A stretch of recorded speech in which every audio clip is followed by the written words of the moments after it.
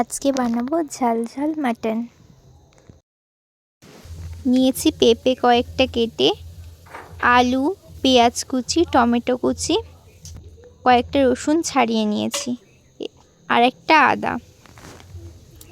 এবার মাটনের মধ্যে দিয়ে দেব পেস্ট করে রাখা আদা, সর্ষের তেল, স্বাদ মতো লবণ, হলুদ, জিরে গুঁড়ো, লঙ্কা গুঁড়ো, কেটে রাখা পেঁয়াজ কুচি, টমেটো কুচি।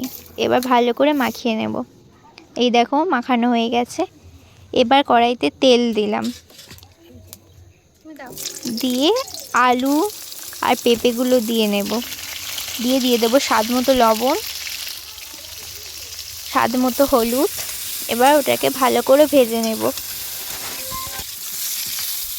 এই দেখো ভাজা হয়ে এসছে। এবার ওগুলোকে তুলে নিলাম। ওই তেলের সাথে কিছুটা তেল মিশিয়ে নিলাম, দিয়ে দেব গ্রেট করে রাখা রসুন। ভালো করে নেড়ে নিয়ে এবার দিয়ে দেবো ম্যারিনেট করে রাখা মাটনটা। কিছুক্ষণ নেড়ে নেব ভালো করে। এবার ঢাকা দিয়ে দিলাম।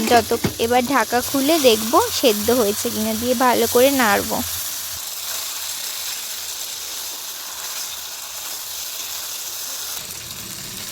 কিছুক্ষণ পরে দিয়ে দেব কেটে রাখা আলু আর পেঁপেটা, যেটা আমরা আগেই ভেজে রেখেছিলাম।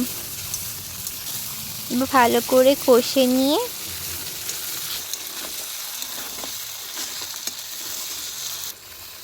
দিয়ে দেব জল।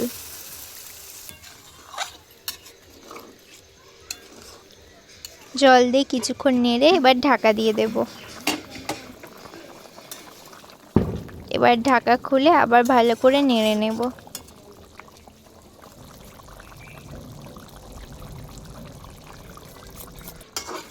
দিয়ে দেব গরম মশলা। এই দেখো তৈরি আমাদের ঝাল ঝাল মাটন।